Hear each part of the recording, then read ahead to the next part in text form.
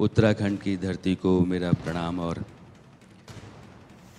उत्तराखंड विधानसभा के अध्यक्ष माननीय रितु खंडूरी जी और आप सभी गणमान्य अतिथि।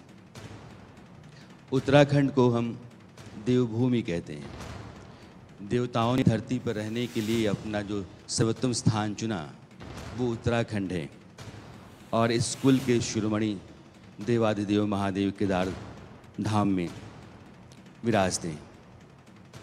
इसको तपोभूमि भी कहते हैं। ऋषि मुनियों ने अपने तप के लिए, साधना के लिए जो जगह चुनी वो उत्तराखंड है। उत्तराखंड है।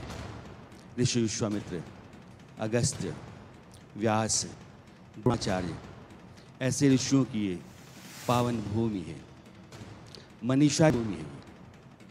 ऋषि व्यास ने जब महाभारत लिखने के लिए एक जगह का चुनाव करने को सोचा तो उत्तराखंड आ गए।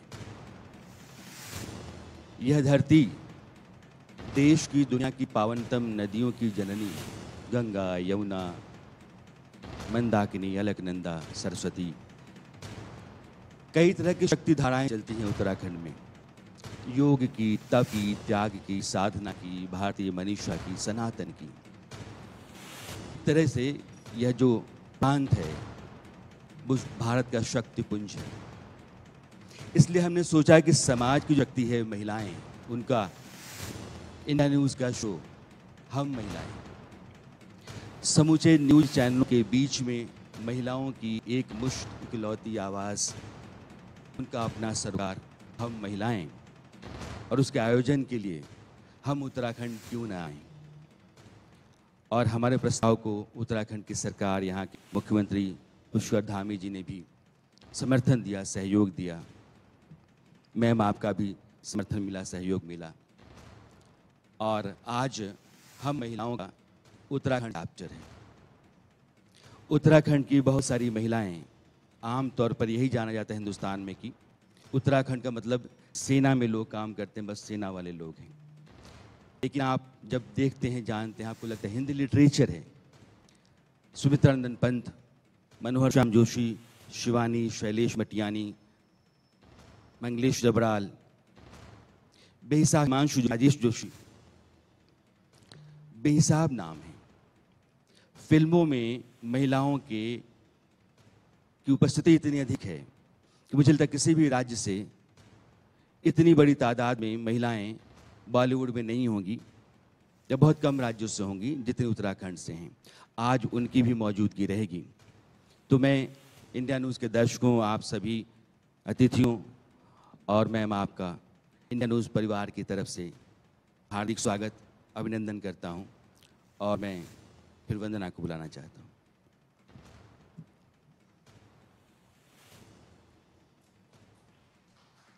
Thank you Rana sir for enlightening us.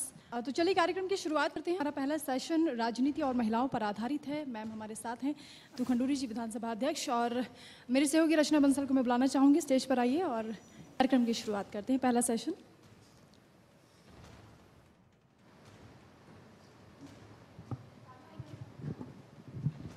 Thank you वंदना, बहुत स्वागत है मैम आपका आज इस मंच पर। और इस तरीके से आप यहाँ पर आई हैं, मैं सबसे पहले तो अप्रिशिएट करूँगी, क्योंकि अक्सर नेताओं की आदत होती है वेट कराने की, इंतज़ार कराने की, लेकिन आप ऑन द टाइम हैं और आपने टाइम पर आकर ये बता भी दिया कि आप फौजी परिवार से हैं।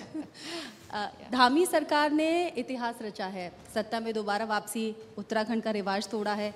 एक और इतिहास रचा है, पहली महिला विधानसभा अध्यक्ष के तौर पर आपको चुना गया। आगे चुनौतियाँ और तैयारियाँ क्या हैं? चुनौतियाँ आप किस फील्ड में जानना चाहेंगी? मैं आगे क्या करना चाहती हूँ, महिलाओं को लेकर कुछ आप मेरे से सुनना चाहेंगे क्या? बिल्कुल, चूँकि हम महिलाएं का ही मंच है। देखिए, चुनौतियाँ तो अभी भी बहुत हैं। महिलाएं, ऐसा नहीं, मंच मिल रहे हैं, जगह मिल रही है, स्पेस हम कोहनी मार मार के स्पेस अपने लिए बना रहे हैं और उस स्पेस को बनाने में इस वक्त भारत की लीडरशिप भी मजबूत महिलाओं के साथ खड़ी है। उसके बाद बहुत कुछ है, बहुत कुछ करना है। बेटियों का चाहे स्वास्थ्य हो, चाहे एजुकेशन हो, अपॉर्चुनिटीज़ हों, स्किल्स हों, ऐसे बहुत सारे फील्ड्स हैं जहाँ पर अभी लगातार काम होना है। लेकिन मैं खुश इस बात से हूँ कि इन चीज़ों पर काम होना शुरू हो गया है। एक अवेयरनेस लोगों में आई है कि महिला भी बराबर हो सकती है, बराबरी का अधिकार वो रखती है। ये अवेयरनेस कुछ पिछले 7-8 साल से 9 साल से मैं देख रही हूँ कि छोटे छोटे शहरों में और गाँवों में देखने को मिलती है। तो चुनौतियाँ बहुत हैं, लेकिन जैसे मैंने कहा, health, education, skill, empowering them, एक गिविंग देम कॉन्फिडेंस, साथ ही साथ शायद ये संस्कार देने की भी आवश्यकता है हम बहनों को कि आपका अधिकार है, कोई आपको फेवर नहीं मिल रहा है। ये मानसिकता बदलनी होगी, समाज में ये मानसिकता बदलनी होगी कि जो आपको मिल रहा है वो आपका अधिकार है, कुछ ये आपको कोई स्पेशल चीज़ नहीं दी जा रही है। दूसरा जो शायद आप में, मुझ में, सभी में है, we need to understand we are human beings and nothing should be, we should not say that we will do everything 200%. Why? Women tend to multitask very well. हम multitasking बहुत अच्छा करते हैं और उस मल्टीटास्क में हर चीज़ को हम 200% करना चाहते हैं। शायद वो हमारा नेचर है। उस संस्कार को बदलने की ज़रूरत है। ये 50% भी हुआ, बी हैप्पी, खुश रहिए, क्योंकि हर चीज़ 100% करना एक मनुष्य के लिए नामुमकिन है। तो कुछ छोटी छोटी चीज़ें हम बहनों को अपने अंदर बदलनी होंगी और कुछ छोटी छोटी चीज़ें समाज को बदलनी होंगी। और मुझे विश्वास है कि जिस तरह से चीज़ें आज इस देश में आगे बढ़ रही हैं, ये चुनौतियां हम बहुत अच्छे से पार कर पाएंगे। बिल्कुल ठीक आपने कहा कि जो हम महिलाएं हैं वो बड़ी मल्टीटास्किंग होती हैं, घर भी संभालती हैं, बाहर काम भी कर लेती हैं और बड़ी चुनौतियों का सामना करती हैं। लेकिन बतौर विधानसभा अध्यक्ष, क्योंकि हम तो अक्सर बाहर से तस्वीरें देखती हैं, जो हल्ला होता है, विपक्ष हंगामा करता है, कैसे चुप कराती हैं उन्हें? देखिए, किसी भी जॉब प्रोफाइल को आप लीजिए, आप अपनी ही जॉब प्रोफाइल लीजिए, हर की अपनी अपनी चुनौतियाँ होती हैं। साथ ही साथ एज विधानसभा अध्यक्ष को भी अपनी चुनौतियाँ होती हैं। हाँ, it's a male dominated society, इसको कहने में मुझे आज भी कोई गुरेज नहीं है। और एक महिला को एक पद पर बैठे हुए और उससे आदेश लेना बहुत आसान काम नहीं है, किसी के लिए नहीं है। और केवल उत्तराखंड में नहीं कहूँगी, मेंटालिटी विश्व में यह है कि पुरुष अगर राष्ट्रपति है तो उससे अलग व्यवहार होगा, और अगर महिला राष्ट्रपति है उससे अलग व्यवहार होगा। और वो छोटे से लेकर ऊपर तक वो व्यवहार देखने को मिलता है, कम पढ़े लिखे से पढ़े लिखे तक वो व्यवहार देखने को मिलता है। लेकिन जब आपको एक पद मिल गया है तो आपको उसकी गरिमा रखनी है, और उसकी गरिमा रखने के लिए आपको अपने संस्कारों से, जैसे आप हैं, एक महिला एक अलग तरीके से हर चीज़ चलाती है, पुरुष के जैसे वो नहीं कर सकती है, वो नहीं, और करना भी नहीं चाहती है। If I want to run the Vidhan Sabha, it will be my way, not any other persons way. तो हम एक तरीके से चलाते हैं। मैं बहुत, मेरा नेचर है कि मैं थोड़ा डिसिप्लिन्ड तरीके से चाहती हूँ चलाएं, लेकिन विधायक जो होते हैं वो भी समझते हैं इस चीज़ को कि एक सिस्टम बन जाता है, और वो सिस्टम बनाने में आपको कभी हफ्ता लग जाता है, कभी साल लग जाते हैं। So I been lucky that I have got a lot of support from the MLAs, and हंगामा होता है, हल्ला होता है, लेकिन एक अध्यक्ष के तौर पर मैं उसको संभालती हूँ और काफ़ी अच्छे से संभालती हूँ। उसके लिए आपको बहुत बहुत बधाई। और मैं फिर कहूँगी, एक महिला ही है जो ये सब कुछ कर सकती है, मल्टीटास्किंग है, इसलिए गर्व भी महसूस होता है कि हाँ, हम महिला हैं। आपने कहा हल्ला होता है, शांत कराना होता है। विधानसभा में अध्यक्ष के तौर पर आप बड़ी जिम्मेदारी संभालती हैं। विधानसभा जो एक राज्य के कानून वहाँ पर बनते हैं, उन पर डिस्कशन होता है। कुछ कानूनों को लेकर इन दिनों चर्चा बहुत ज़्यादा है। UCC पर आप कुछ कहना चाहेंगी? देखिए, मैं तो UCC पे काफ़ी बार बोल भी चुकी हूँ और मैं उसकी पक्षधर हूँ। और don't take it as a political answer. As a person, as a citizen of this country, मैं पूना में इस पर काफ़ी लंबा चौड़ी एक सेमिनार में भाग ले चुकी हूँ, एंड मैं यूनिफॉर्म सिविल कोड के पक्ष में हूँ। ये बताइए, क्योंकि आपने समाज सेवा भी लंबे वक्त तक की है, हालांकि राजनीति में भी समाज सेवा ही होती है, लेकिन टफ क्या है आपके लिए, समाज सेवा या फिर राजनीति में रहना? कि ऐसा है, अगर आप किसी चीज़ में कूद पड़े हैं या आ गए हैं, जैसे मेरी डेस्टिनी थी कि मैं यहाँ आ गई हूँ, आपको उसको एंजॉय करना होगा। पैशन के साथ करना होगा। और जब आप किसी चीज़ को एंजॉय करते हैं और पैशन के साथ करते हैं तो कोई भी चीज़ खराब या कठिन या टफ नहीं लगती है। I have got into this with my eyes open, खुले आँख से मैं इसके अंदर आई हूँ और जान कर आई हूँ कि इसमें 24 घंटे मुझे जनता के लिए देने होंगे और हम इंजॉय करती हूँ मैं इस चीज़ को। सोशल सर्विस बहुत इंजॉय करती थी, अभी भी करती हूँ, और पॉलिटिक्स में भी I am pretty much enjoying my self. तो जब इंजॉय करते हैं कोई चीज़ तो टफ नहीं लगती है। अच्छा, जिस अंदाज में आप बात कर रही हैं, आपका कॉन्फिडेंस मुझे समझ में आ रहा है। आप एकदम स्ट्रेट फॉरवर्ड बात कर रही हैं। आपने यूसीसी को लेकर भी एक सेकंड नहीं लगाया, आपने एकदम अपना स्टैंड साफ रख दिया। विधानसभा में फर्जी भर्ती को लेकर भी आपने यही कॉन्फिडेंस दिखाया और एकदम कट टू कट फैसला किया। बड़ी चर्चा रही है उसकी भी। जी, वैसे तो सब जुडिस है, ज़्यादा बोलना नहीं चाहूँगी, लेकिन मैंने कानून को फॉलो किया। मेरा किसी से कोई पर्सनल एजेंडा, किसी के साथ कुछ है नहीं। जो कानून कहता था, कानून जिस चीज़ को कहता था उस चीज़ को मैंने फॉलो किया। एंड जो देश का जो रूल है, जो देश की लॉ है या प्रदेश की लॉ है, उसके तहत ही हम सबको कार्य करना है। और अगर प्रदेश की लॉ ये कहती है कि आपको ट्रांसपेरेंसी लानी है, सबको अपॉर्चुनिटीज़ देनी है, तो मैंने वो किया और चल रहा है केस अभी। हालांकि हम महिलाएं के मंच पर हम कोशिश करते हैं, अगर कोई पॉलिटिशियन है तो हम उससे राजनीति की कम बातें करें, आपकी पर्सनल लाइफ की, आपका संघर्ष की, आपके अब तक के जो चैलेंज रहे, जो अब तक की आपकी लाइफ रही, पिता से क्या इंस्पिरेशन। और मुझे तो झलक भी नजर आ रही है, वो अनुशासन, वो सख्ती, वो कॉन्फिडेंस। देखिए, पिता से बहुत कुछ सीखने को मिला। पिता ने सबसे पहले तो मुझे सेना जैसी एक जो एटमॉस्फेयर, सैनिक परिवार का जो एटमॉस्फेयर है वो मुझे मिला। मैं कल ही कहीं कह रही थी कि सैनिक बच्चे अलग दिखते हैं, अलग से समझ में आ जाता है कि ये सेना से कहीं ना कहीं ताल्लुकात रखते हैं। तो यस, देशभक्ति, डिसिप्लिन, टॉलरेशन, सबको साथ लेके चलना, हर परेशानी तो नहीं कहूँगी, हर चीज़ को बहुत समानता से लेना। हमने देखिए, मैं बचपन में मिट्टी के घरों में रही हूँ, बादशाह कहते थे उनको। My father was colonel in the army, और हम मिट्टी के घरों में रहे हैं, बादशाह में रहे हैं, और बहुत मजे। कितने साल पहले की बात है? आई वाज अ चाइल्ड, तो I must have been in class 2 और 3, 3rd 4th में रहे होंगे।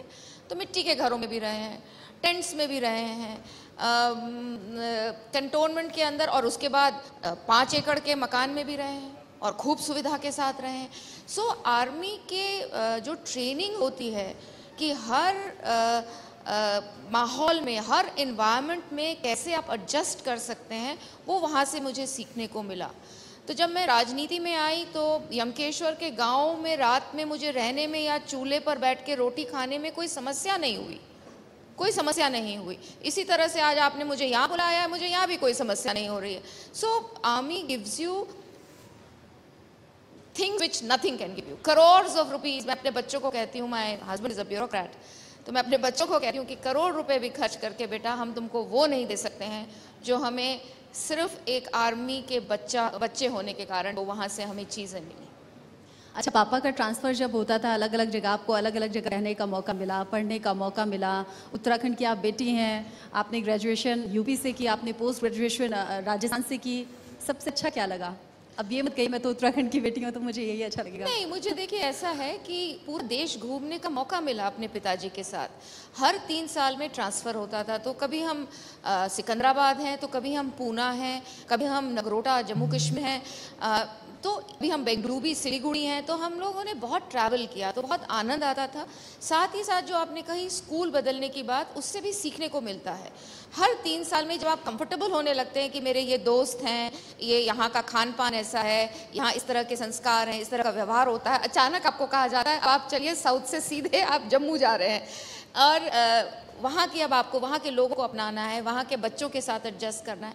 सो it's been an excellent journey. और पूरे हिंदुस्तान में घूमकर आई थिंक जो पर्सनालिटी बनी है वो उसी के कारण है। सब जगह से कुछ ना कुछ लेकर आदमी आता है। एज किड्स और भी इम्प्रेशनेबल होते हैं, आपको बहुत सारी चीज़ें आप ले लेते हैं, अब्जॉर्ब कर लेते हैं। वो हो सकता है उस वक्त आप उसको ना यूटिलाइज कर पाएँ, लेकिन आज अपने जीवन के पड़ाव, अलग अलग पड़ाव में आप उसको यूज़ करते हैं। सो ट्रैवलिंग और घूमना फिरना वॉज मतलब it has been a learning experience for me. और ये जो सीखने का सिलसिला रहा, क्योंकि एक राजनेता, ऐसा मुझे पर्सनली लगता है कि वो उसके रूट्स ज़मीन से जुड़े हुए होने बहुत ज़्यादा ज़रूरी है। अगर वो ज़मीन से जुड़ा है, अगर वो लोगों के बीच कनेक्ट बनाना जानता है, तो वो शानदार तरीके से आगे बढ़ता है, और वो मुझे नज़र आ रहा है आपने। रूट्स के साथ जुड़ना बहुत आवश्यक है। मैं जब पहली बार 2017 में राजनीति में आई, तो मैं उससे पहले राजनीति में नहीं थी। सोशल सर्विस करती थी, एमिटी यूनिवर्सिटी में पढ़ा रही थी, और क्योंकि परिवार में इस तरह की चीज़ें होती आई हैं। 1932 में हमारा चंद्र बल्लभ ट्रस्ट ने विदेश भेजा था मुकुंदी लाल बैरिस्टर जी को बैरिस्ट्री पढ़ने, तो एक ये चल रहा था। और उसके बाद सोशल सर्विसेज में लगातार इसको हम लोग करते आ रहे थे। तो इसलिए धीरे धीरे सोशल सर्विस करने के बाद जब मैं सडनली इसमें पॉलिटिक्स में 2017 में पहुंची, तो कुछ बहुत अजीब सा नहीं महसूस हुआ, कुछ ऐसा नहीं लगा कि हम कुछ नया करने चल रहे हैं। और सोशल सर्विस की तरह ही शुरुआत करी, उसी को चलते रहे और उसी को करते रहे, और धीरे धीरे फिर इसी में रम गए, इंजॉय कर रही। बट कोटद्वार से जीतना उतना इजी नहीं था, संघर्ष बहुत से थे, चैलेंजेस भी बहुत से थे, और विरोधी तो ये मान कर बैठे थे कि नहीं, ये तो जीतना पॉसिबल नहीं हो पाएगा। कैसे हुआ?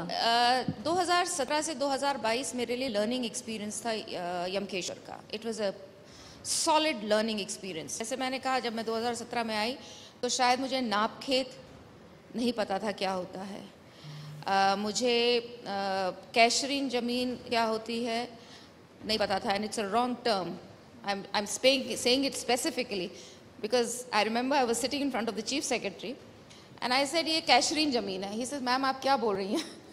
तो I said कैशरीन because that वो नॉर्मल भाषा है। अगर आप ज़मीन पे जाएंगे, अगर गांव में जाएंगे, the right term is कैसरे Hind.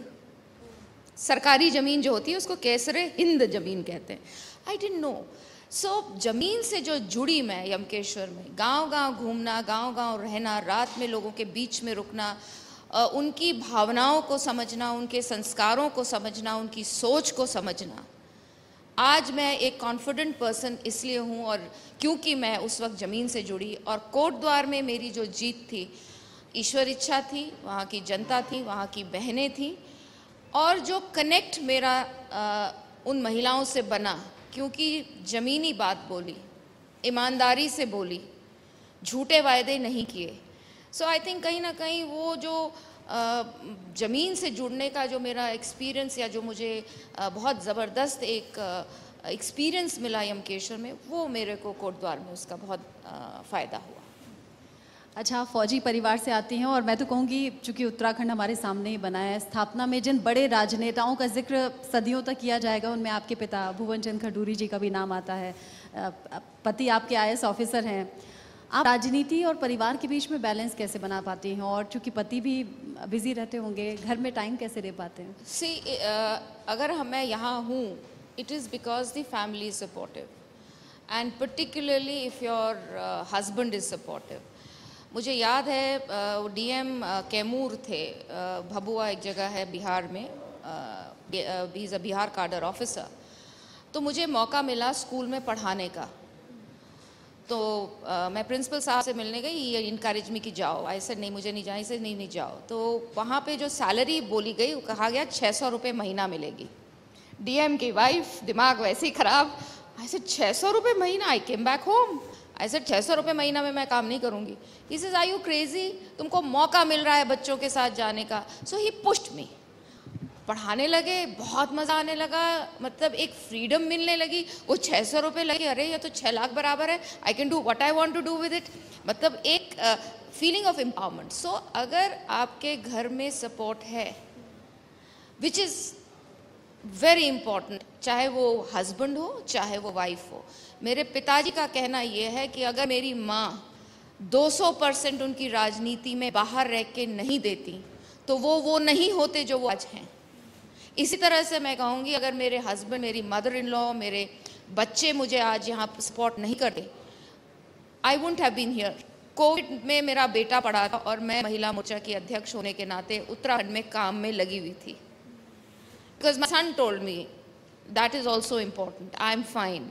सो ये सपोर्ट को घर से मिलता है तो शायद आप और स्ट्रेंथन होती हैं और का काम और आसान हो जाता है। सो आई बीन वेरी लकी कि एजुकेशन बहुत अच्छी दी मेरे पेरेंट्स ने मुझे। मेरे भाई और मुझ में कभी फ़र्क हमने देखा नहीं, वैसे उत्तराखंड में था भी नहीं कभी भी। बेटी और बेटे में मैंने आज तक फ़र्क, अब हो रहा होगा, थोड़ा बहुत दिखता है, लेकिन हमारे समय में, हमारी जनरेशन में बेटा बेटी बराबर थे। In fact you will be surprised, मेरी 4 बुआएं सारी वनस्थली में पढ़ी हैं। एंड इन 1960s माई ताऊजी एंड माई बुआज all went abroad to study, to do PhDs। तो हमने कभी फ़र्क देखा नहीं। ये जो नई चीज़ आती है समाज में, अब तो थोड़ा फिर सुधर रहा है, बीच में बहुत गड़बड़ जो दिखता था वो मुझे बहुत हैरान करता था। So I been very lucky, very good education, very good पिताजी माँ की तरफ से बहुत अच्छे संस्कार, बहुत अच्छी पढ़ाई, और पति से और पति के पूरे परिवार से बहुत ज़्यादा support. Just go, my mother in law used to tell me, तुम जाओ, तुम अपना बैग उठाओ और तुम जाओ, पीछे घर मैं देखूँ। सो बहुत बड़ा सपोर्ट था। And that is why I think I have been able to do well in whatever field I have gone in. जब भी रितु खंडूड़ी की बात आती है तो लोग खंडूड़ी की तरफ देखने लगते हैं, उनके कामकाज को, उनका जो अपनी कार्यशैली थी उनको। आपको भी देखा कि 5 मिनट पहले पहुंच गए, वो जहाँ पर भी कार्यक्रम होता था 5-10 मिनट पहले पहुंच जाते थे। और मुझे एक वाकया याद है, कार्यक्रम में दरी बिछ रही थी, वो पहुंच गए। तो ऐसी चीज़ें हैं। और कोई ऐसा वाकया जो आप यहाँ से जीत कर गए दिल्ली में, आपको बताया हो, आप इनकी बेटी हो, आपको याद है ऐसा कोई मोमेंट हो जो लोगों को? गांव में बहुत होते हैं। अगर एक मुझे याद आता है, यमकेश्वर की बात बताऊंगी। मुझे एक बहुत ही बुजुर्ग थे, उन्होंने बुलाया और मैं उनके पास गई और उन्होंने केवल एक बात कही, तुम जानती हो तुम किन की बेटी हो? मैंने कहा जी जनरल साहब की। तो जनरल साहब की तरह ही तुम्हें आगे बढ़ना है, ईमानदारी से काम करना है, डिसिप्लिन से रहना है, प्रदेश और देश के लिए काम करना है। तो वो इट टच्ड भी। और समय के पाबंदी, तो अगर मैं कहीं लेट पहुंचती हूँ तो शुरुआत ही इससे होती कि आपके पिताजी तो ऐसा नहीं करते थे। तो एक ये है। और जहाँ भी गई हूँ, पहला चाहे वो कार्यकर्ता लोग हों, चाहे वो आम जनमानस, सब लोग शुरुआत ही जनरल साहब से होती है। यहाँ भी आपने देखा शुरुआत ही जनरल साहब के नाम से होती है। And I am very proud of that fact. कहीं भी जाती हूँ उत्तराखंड में, कहीं ना कहीं उन्होंने किस छाप जगह पर तो छोड़ी ही है, लेकिन कहीं ना कहीं उन्होंने हर व्यक्ति के ऊपर कुछ ना कुछ छोटी या बड़ी छाप छोड़ रखी। और उससे मुझे बहुत प्रेरणा मिलती है, उनकी लाइफ से, उनके काम करने की शैली से बहुत प्रेरणा मिलती है। और फिर लोग भी उस चीज़ को बार बार बोलते हैं। तो कहीं ना कहीं उस लाइफ स्टाइल को अपनाने का, उस कार्यशैली को अपनाने की एक इच्छा भी होती है। पिछली बार दीपावली में मैं आपके यहाँ गया था, आप खुद रंगोली बना रही थी, जितने आपके कर्मचारी थे सबको मिठाई दे रही थी। ये ज़मीन से, मतलब आपके फादर मुख्यमंत्री रहे, पति भारत सरकार में बड़े ओहदे पर हैं, ये ज़मीन से किस तरह से आप लोग जुड़े हुए थे? क्योंकि आपने बताया कि मैं नहीं, बल्कि मेरी बेटी भी मैंने सिखाई है इन चीज़ों को। तो किस तरह से ज़मीन से जुड़ाव आपका रहा है? देखिए, मेरी माँ का बहुत बड़ा हाथ है इसमें। मेरी माँ ने मुझे हमेशा ये बात बोली है कि हवा में उड़ो नहीं, ज़मीन से जुड़े रहो। मेरे पिताजी मेरठ में ब्रिगेड कमांडर थे, और ब्रिगेड कमांडर का मतलब है मेरठ का राजा। घर, गार्ड्स, गाड़ी, मतलब व्हाट नॉट। आर्मी का एक रुतबा, आगे मोटरसाइकिल, पीछे मोटरसाइकिल। और उसके बाद मेरे पिताजी का ट्रांसफ़र हो गया, लेकिन हमें मेरठ रुकना था क्योंकि मेरा भाई की शायद 12th थी और मेरा कुछ कॉलेज का कुछ था। तो जब हम घर शिफ्ट कर रहे थे तो मेरी माँ ने मुझे 2 चीज़ें बोली जो कि मैं आज तक याद रखती हूँ, कि ये जो इतनी सुविधाएं थी वो इस कुर्सी की थी। अब हम जा रहे हैं एक छोटे से मकान में, सेपरेटेड फैमिलीज़ में जा रहे हैं, जहाँ 2 कमरे का मकान होगा, कोई भी सुविधा नहीं होगी, आपको अपनी खुद काम सब खुद करने होंगे और अपनी सुविधाएं खुद जुटानी होंगी। तो बहुत बचपन में समझ में आ गया कि रिलेशनशिप्स आर मोर इम्पॉर्टेंट। कुर्सी आनी जानी है, कुर्सी की वजह से मैं नहीं होनी चाहिए, रितु खंडूरी कुर्सी की वजह से नहीं होनी चाहिए, रितु खंडूरी का अपना जीवन भी है तो वो होना चाहिए। तो ये चीज़ें मैंने अपनी माँ से सीखी हैं।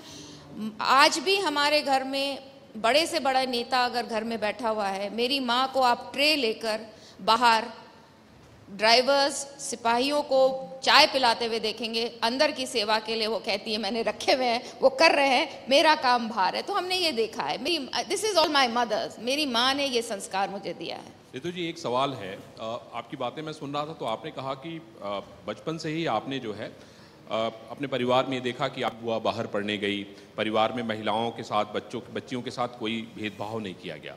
लेकिन आपने अभी आपकी लाइनें भी मैंने सुनी, आपने कहा कि अगर राष्ट्रपति भी महिला हैं तो उनके साथ द्वयम का व्यवहार हो रहा है, आप यहाँ पे विधानसभा अध्यक्ष हैं तो आपके साथ द्वयम। तो क्या ये पॉलिटिक्स में आपके साथ ऐसा हो रहा है या ये बात आपने क्यों कही? इसलिए कही क्योंकि this it's a male dominated world, she must be facing it, she must be facing it. It's not only me and not only politics, it is in the army, it is in the medicine, it is in engineering, it is in media, it is all over. It is difficult for male psyche to accept orders from a lady. That is the psyche in the world. I'm not saying only, मैं तो कहती हूँ हम American महिलाओं से बहुत ज़्यादा खुश हैं और अच्छी सिचुएशन में हैं, बिकॉज हमारी आवाज़ सुनी जाती है। लेकिन जो साइकी है, एक अगर MTS भी है, मल्टीटास्किंग जो सर्विस देते हैं, उनको भी थोड़ा सा महिला से ऑर्डर लेने में शुरू में दिक्कत होती है, चाहे वो IAS ऑफिसर क्यों ना, सेक्रेटरी क्यों ना हो, क्योंकि suddenly they realize okay she is a woman, because that is how we have been bought up. घर में ये संस्कार से आप बच्चों को बड़ा करते हैं। इसलिए मैं बार बार इस चीज़ों को कहती हूँ, बेटियों को संस्कार देना तो अब कम कर दीजिए, बेटों को दीजिए भाई। It is time we started giving values to children. विधानसभा में आपका आदेश तो सभी मानते हैं? मानेंगे, मानना पड़ेगा, there is a rule and people are more accepting now. देखिए acceptance नहीं है, आप चाहे ये politically आप इसको घुमा रहे होंगे, I'm not going to give you a political answer because it is not a political issue. मतलब अब पुरुष आपके नीचे हैं, मतलब मैं इतना कहूँगा। महिला भी है, महिला विधायक भी है। अच्छा, महिला विधायक भी है, केवल पुरुष विधायक नहीं, महिला विधायक भी है। अच्छा, चूंकि आपने अपने माता पिता का जिक्र किया, उनसे प्रेरणा आपको मिली है और आप आज इस मंच पर इसलिए हैं कि आधी आबादी को आप प्रेरणा देने का काम कर रही हैं। आपने जीवन के जब अलग अलग पड़ाव की बात की, आपने टीचिंग की, आपने समाज सेवा की, आप राजनीति में हैं, आपने जर्नलिज्म में डिप्लोमा भी किया। या तो आप सवाल पूछने की तैयारी कर रही थी एज अ मीडिया पर्सन, लेकिन आज आप सवालों का जवाब दे रही हैं। ये माइंड कैसे चेंज हुआ आपका? मेरा माइंड चेंज नहीं हुआ, दिस इज़ ऑल डेस्टिनी। 2014 में अपने पिताजी के इलेक्शन में पहली बार पहुंची। मैंने शायद 90-91 से वो इलेक्शन लड़ रहे हैं, मैं कभी नहीं आई थी, I was never in the picture. तो जब मैं आई और मैंने उत्तराखंड की गढ़वाल कॉन्स्टिट्यूंसी उनके साथ देखी, घूमी, उस वक्त मुझे रियलाइज़ हुआ कि मैं यहाँ पर अपने NGO के साथ, जय दुर्गा सामाजिक कल्याण संस्था मेरे NGO का नाम है, जय बल्लभ मेरे दादाजी थे और दुर्गा देवी मेरी दादी थी, उसको लेके मैं जब मेरे को लगा कि I can do a lot of good, so मैंने सोशल सर्विस उस समय से फिर शुरू कर दिया।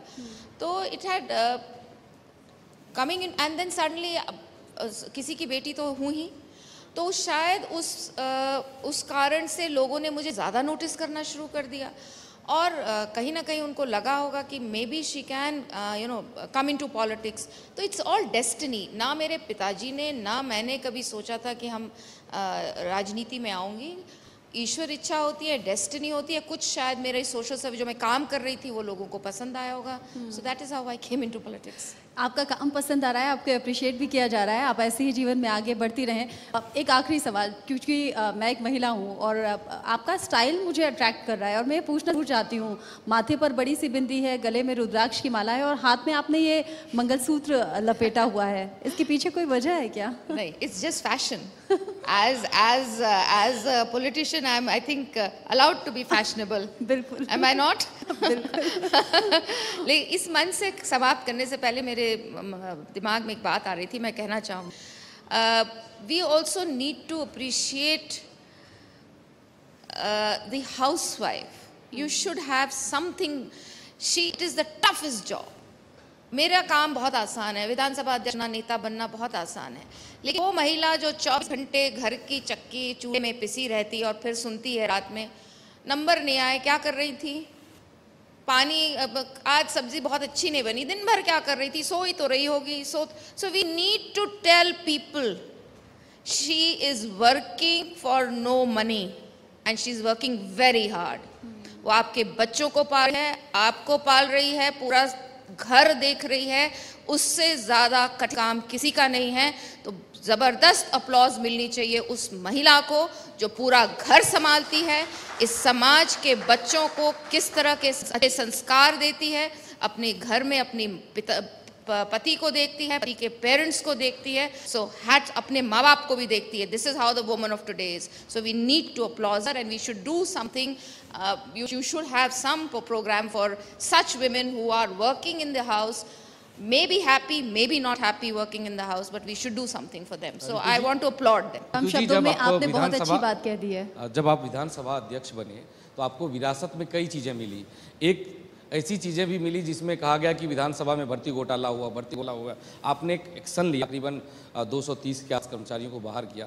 किस तरह से झेलना पड़ा? जब इस तरह के आप एक्शन लेते हैं और देश में पहली बार हुआ, तो किस तरह से अपने ही लोगों से झेलना पड़ा होगा? किस तरह का था वो पूरा पल? किस तरह से? देखिए, कोई भी सिचुएशन जब कुछ आप चीज़ करते हैं, कोई टफ चीज़ करते हैं या टफ डिसीजंस लेते हैं, तो आपको मेंटली स्ट्रांग होना पड़ता है, आपको टफ होना पड़ता है, आपको ये निर्णय लेते समय इन चीज़ों के लिए तैयार होना पड़ता है कि situation will get tough. E situation नहीं थी, ना मेरे लिए भी इजी सिचुएशन नहीं थी। To remove 228 is not an easy decision to take. लेकिन जब आपने वो मन बनाया है कि मुझे कानून के दायरे रहते हुए काम करना है, कानून के लिए काम करना है, प्रदेश हित में काम करना है, तो फिर आप हर चीज़, हर क्रिटिसिज्म को ले तैयार रहते हैं। हर कोई भी चीज़ आपकी तरफ फेंकी जाए उसके लिए आप तैयार रहते हैं। सो मेंटली आपको स्ट्रांग होना पड़ेगा। जब आप स्टेट के लिए, देश के लिए, किसी चीज़ के लिए भी आप अगर स्ट्रांग निर्णय लेना चाहते हैं तो नेचुरल बात है कि कुछ ना कुछ आपको उसमें परेशानियां आएंगी, लेकिन डरना या घबराना नहीं चाहिए, लगे रहना चाहिए। और आप बहुत अच्छे से अपने काम में लगे हुए हैं। फ्यूचर के लिए आपको बहुत बहुत शुभकामनाएं। और जैसा आपने महिलाओं की बात कही है, तो आज दिन भर इस मंच पर आपको ऐसी बहुत सी महिलाएं दिखेंगी जो हाउसवाइफ होने के साथ साथ बड़ी जिम्मेदारी निभा रही हैं। बहुत बहुत शुक्रिया ma'am. Thank you. Thank you so much.